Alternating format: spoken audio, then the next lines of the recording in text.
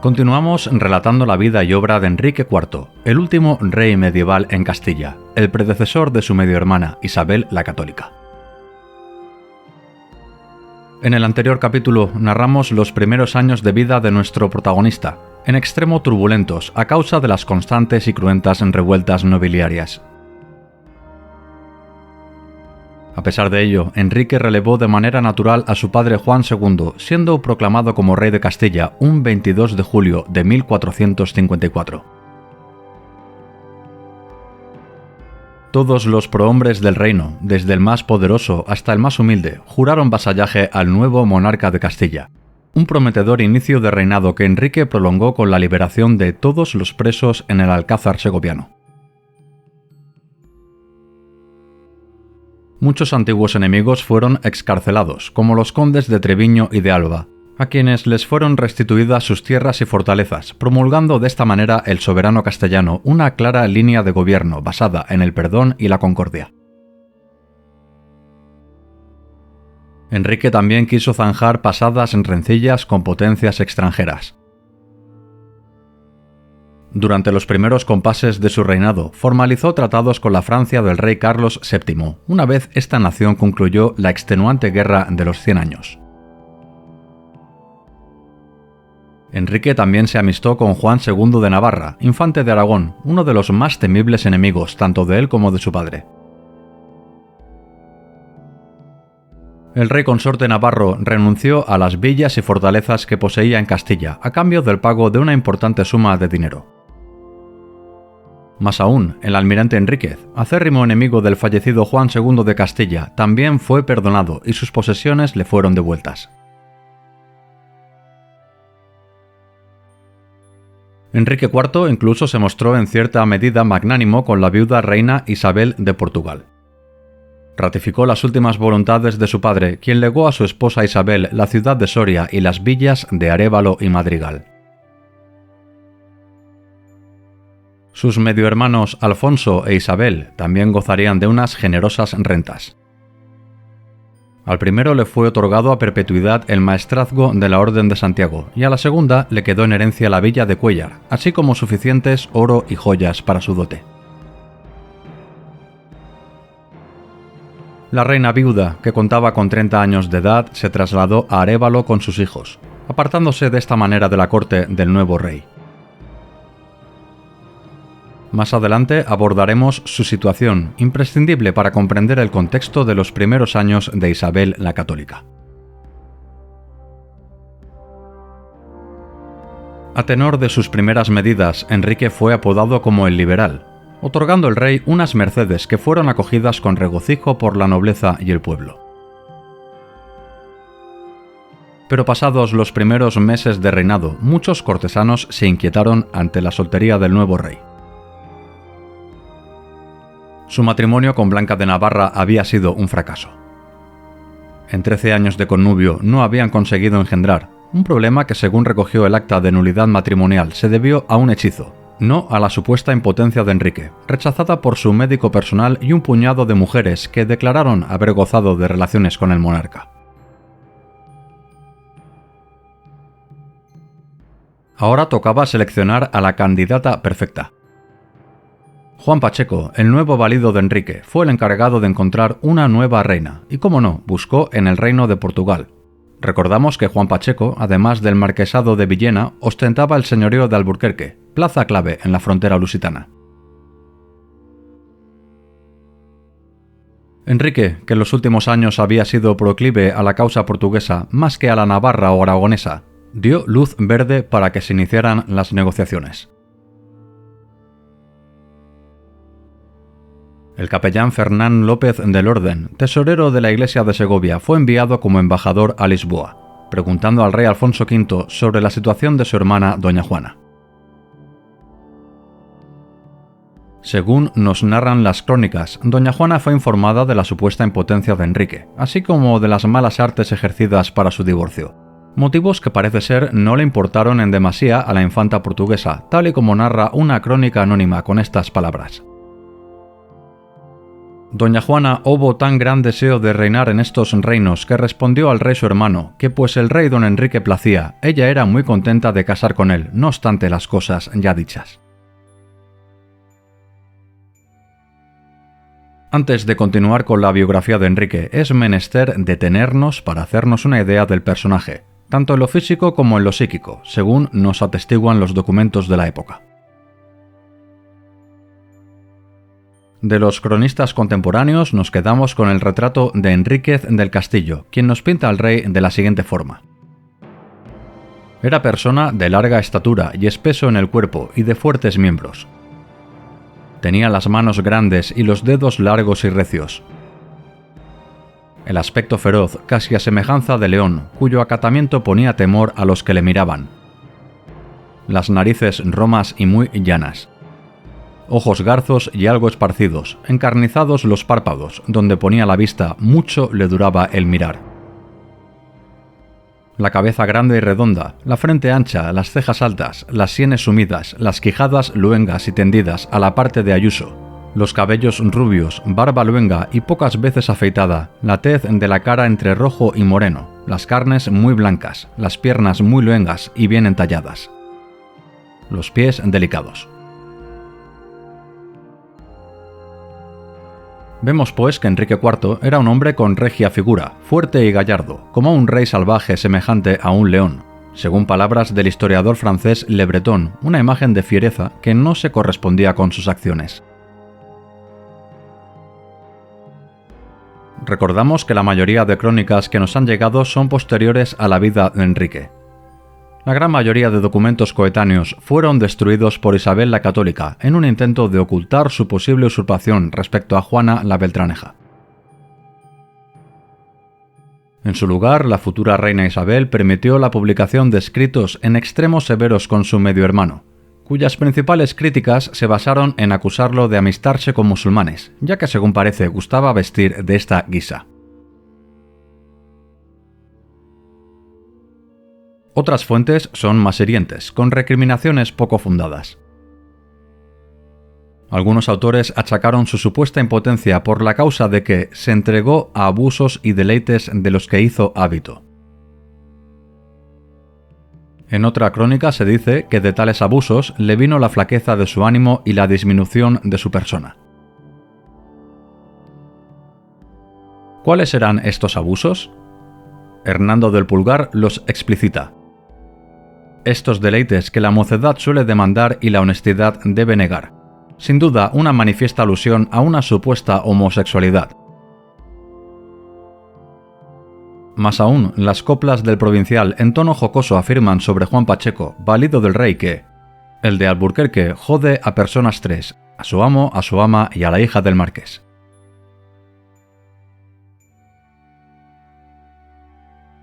Una descripción que sí se ajusta a la realidad es la del cronista Palencia, que se refiere a las extrañas costumbres de Enrique. Según él, prefería el contacto con las personas sencillas y humildes que a los cortesanos.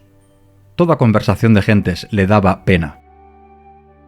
A sus pueblos pocas veces se mostraba, huía de los negocios, despachábalos muy tarde. Todo canto triste le daba deleite, preciábase de tener cantores y con ellos cantaba muchas veces. Estaba siempre retraído, tañía dulcemente el laúd, sentía bien la perfección de la música.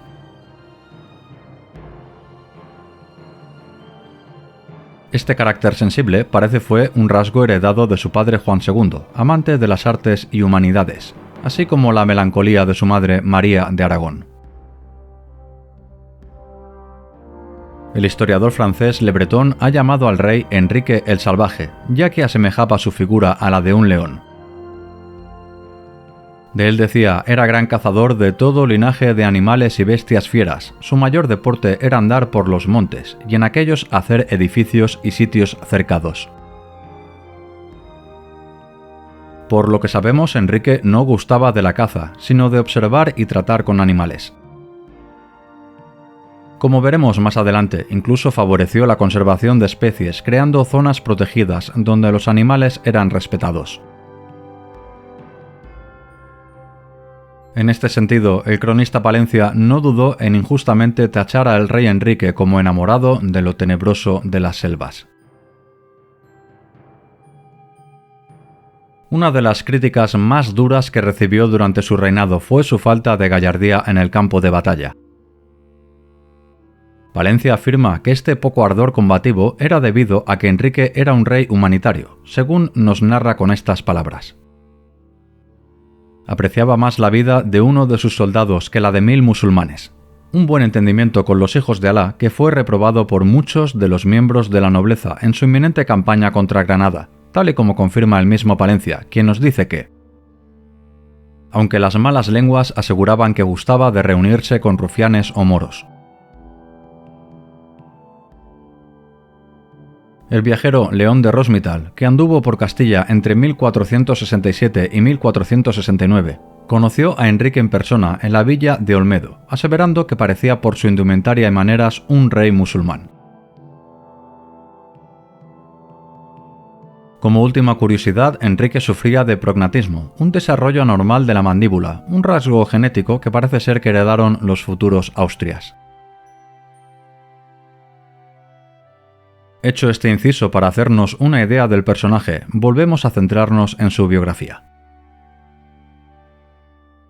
A finales de 1454, Castilla estaba en apariencia pacificada, una situación que no se producía desde hacía décadas. ¿Qué mejor manera de unir a toda la agresiva nobleza en una campaña contra el Islam? A finales de 1454, Enrique convocó cortes en Cuéllar para planificar y subvencionar la operación, una propuesta que fue muy bien acogida por la nobleza.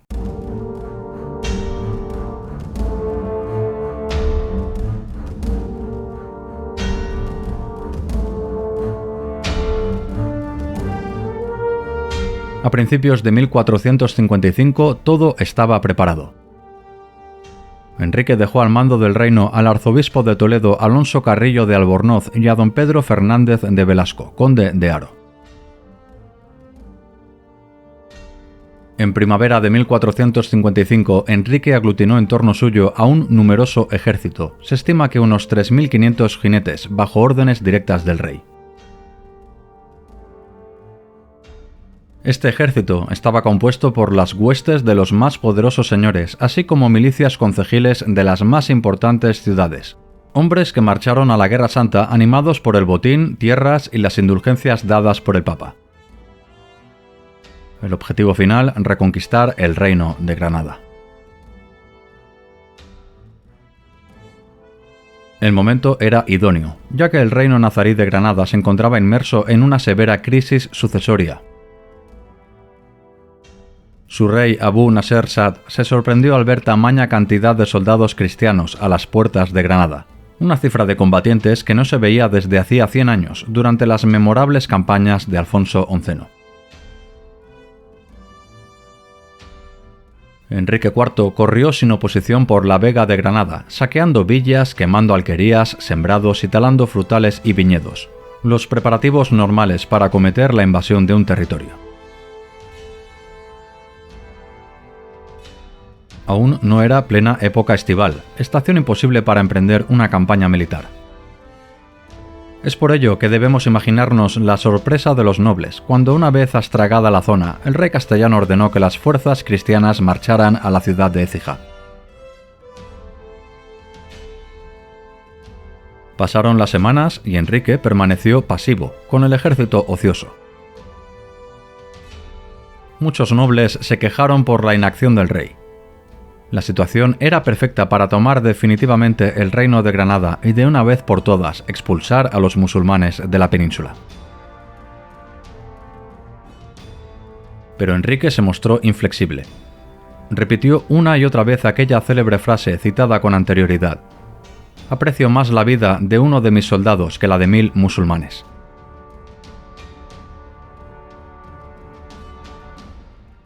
La indignación corrió por el campamento cristiano. Corrieron rumores que afirmaban que el rey estaba en trato secreto con los nazaríes. Como prueba, semanas atrás del inicio de la campaña, recibió en la corte con toda pompa y boato al hijo del rey de Granada, asignándole una gran cantidad de dinero para su enorme séquito, una estancia que no gustó nada a la nobleza. Una fuente de la época nos narra las correrías del príncipe de Granada de esta manera. De la estada de estos moros en este reino se siguieron grandes inconvenientes, porque dondequiera que estaban aposentados facían grandes exorbitancias e daños, e tomaban mujeres e facían otras cosas mucho más feas, a lo cual todo el rey daba lugar. E como quiera que de ellos muchas quejas venían, ninguna pena a ellos se daba, ni a los querellosos remedio, de lo cual el rey se siguió grande servicio e vergüenza. La campaña apenas duró unas semanas, para finalmente anularse sin motivo concreto alguno, una decisión que soliviantó a gran parte de la nobleza. En descargo de Enrique podemos aducir a la incompetencia marcial de la gran mayoría de nobles. Solo basta fijarnos en la irrisoria batalla de Olmedo. Quizá Enrique ponderó que no era el momento oportuno para lanzarse a una empresa de tal magnitud que pudiera acabar en catástrofe, como los tristes episodios del desastre de la Vega, acaecidos casi 150 años atrás.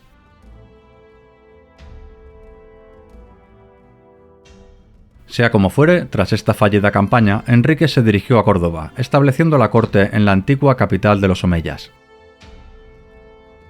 Allí le esperaba Juan Pacheco, con excelentes noticias desde Portugal.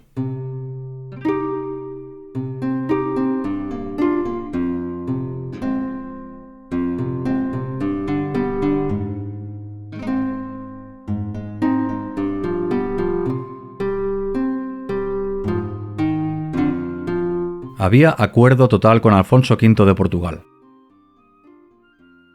Las negociaciones habían sido largas y el rey portugués utilizó la baza de la supuesta impotencia de Enrique para conseguir un buen trato.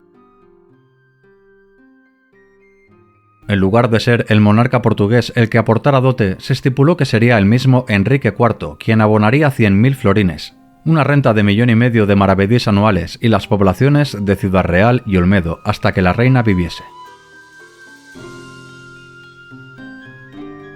Este inusual y generoso acuerdo es uno de los argumentos utilizados por los detractores de Enrique IV para señalar su supuesta impotencia.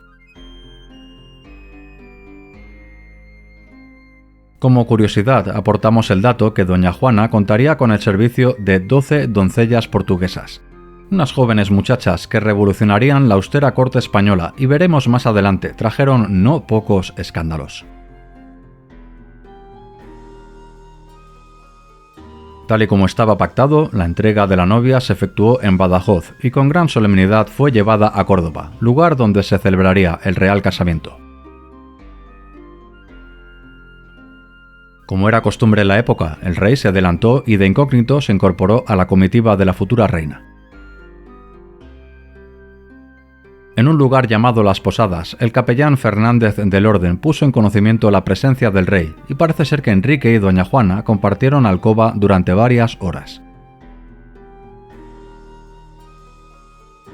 Finalmente, un 20 de mayo de 1455 se produjo la fastuosa entrada de doña Juana en Córdoba. Tras oficializarse el enlace, como era menester, hubo un gran banquete. Llegó la tan esperada primera noche de bodas, pero para descontento de los nobles allí presentes, Enrique IV prohibió el habitual testimonio de la consumación, una decisión que dio lugar a todo tipo de pábulos sobre su supuesta impotencia.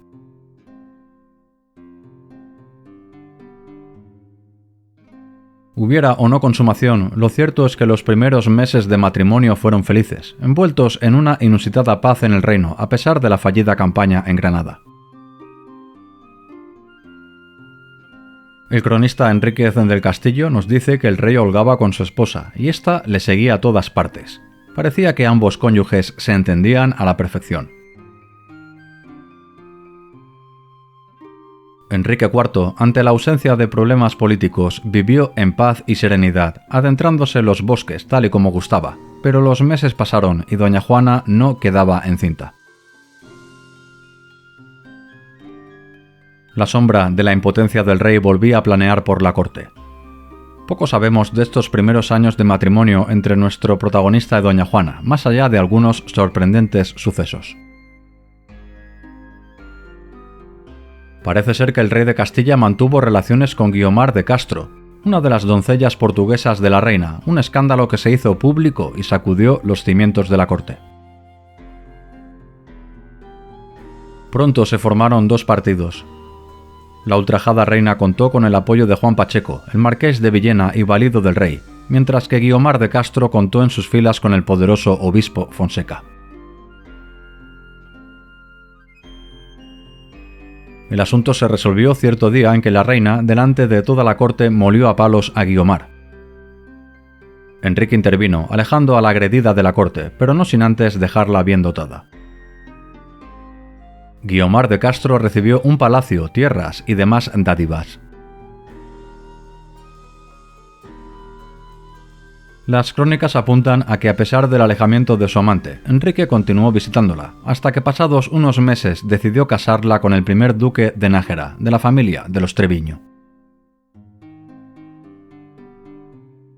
Según apuntan las fuentes, Enrique IV también tuvo romances con una noble llamada Catalina de Sandoval, que a su vez era cortejada por un mancebo llamado Alonso de Córdoba. El joven pretendiente recibió un severo correctivo. Enrique IV ordenó su ejecución, siéndole cortada la cabeza en Medina del Campo. Años más adelante, nuestro protagonista nombró a Catalina de Sandoval como abadesa del monasterio de las Dueñas.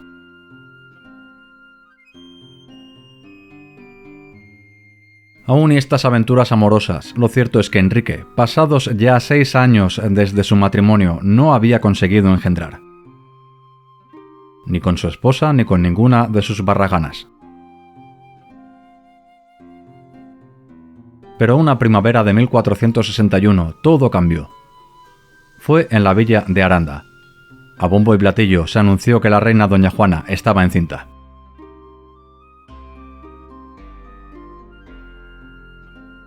Se celebraron grandes fiestas y banquetes en todo el reino.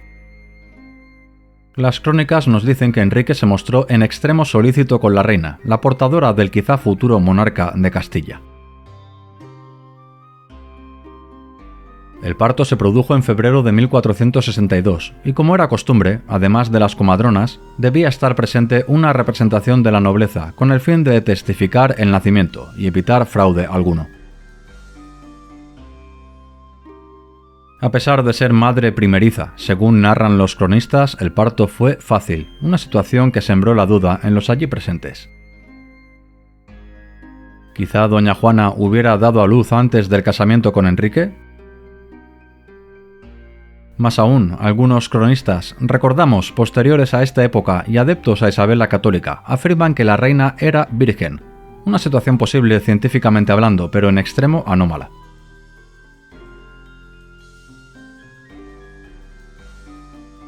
Sea como fuere, un 28 de febrero de 1462 nació Juana, una niña predestinada a sufrir grandes penas y calamidades a lo largo de su vida y ser traicionada en infinidad de ocasiones.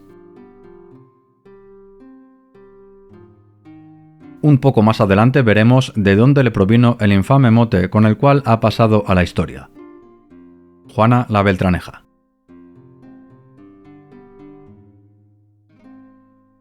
La princesa Juana fue bautizada por el arzobispo Carrillo. El marqués de Villena y el conde de Armagnac fueron los padrinos, este último encabezando una embajada de Luis XI de Francia.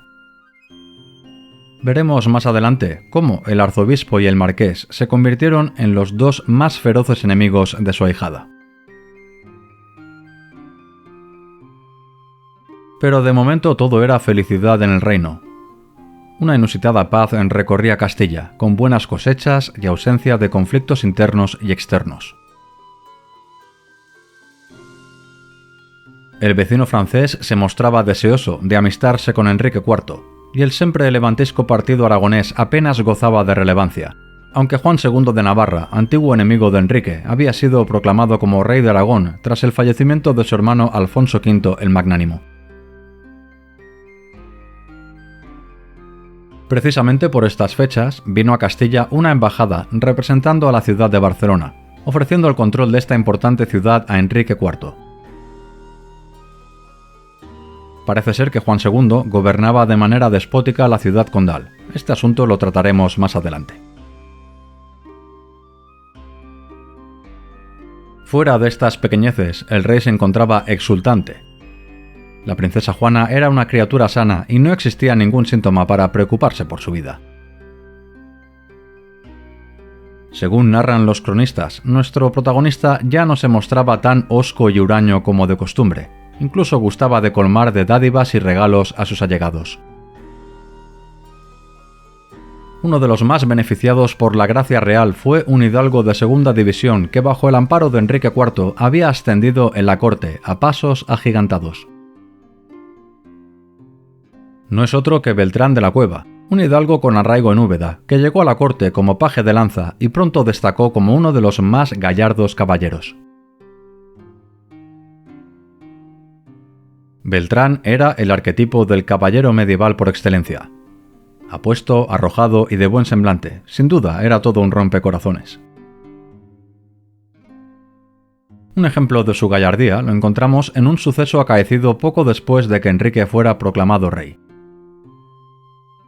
Una delegación británica arribó a Castilla y Beltrán de la Cueva organizó en el Pardo unos festejos donde hubieron diversiones, banquetes y torneos.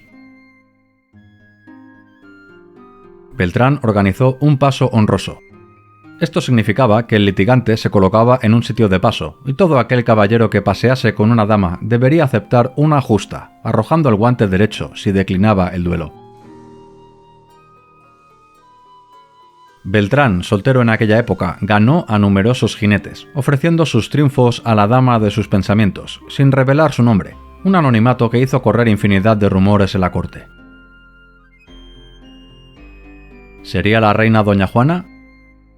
Beltrán en aquel tiempo ya ostentaba el cargo de mayordomo mayor, un empleo de máxima importancia que permitía comunicarse en puridad tanto con el rey como con la reina. Sus frecuentes visitas a los aposentos de la reina dieron lugar a todo tipo de especulaciones. ¿Sería la princesa Juana hija de Beltrán de la Cueva? Más aún, ¿podría el rey Enrique haber animado a su mayordomo para que yaciera con la reina con el fin de acallar los rumores sobre su supuesta impotencia? Todas estas sospechas arreciaron cuando nada más nacer la princesa doña Juana, Enrique le otorgó a Beltrán de la Cueva el prestigioso y suculento título de conde de Ledesma, una forma de pago por haberse acostado con la reina. En descargo del rey debemos señalar que era costumbre en Castilla que el monarca adjudicara a su mayordomo un título de importancia cuando se celebraba un gran evento, como fue en este caso el nacimiento de la primogénita real. Además, Enrique planeó el casamiento de Beltrán con una Mendoza, hija del marqués de Santillana. Es decir, el novio necesitaba de ser poseedor de un rango nobiliario como mínimo similar al de la novia. Es por este motivo que quizá Enrique IV asignó de manera alegre el condado de Ledesma a su mayordomo. Sea como fuere, poco después del bautizo de la princesa, Beltrán se casó en Guadalajara con Mencía de Mendoza y Luna, asistiendo a la boda tanto el rey como la reina. Algunos historiadores apuntan al acercamiento de Enrique IV con Beltrán de la Cueva como el detonante que hizo colmar la paciencia de Juan Pacheco, el marqués de Villena y hombre de máxima confianza del rey. En el siguiente capítulo veremos cómo las relaciones entre el soberano y su valido se deterioraron hasta el punto de llevar a Castilla al borde de una guerra civil.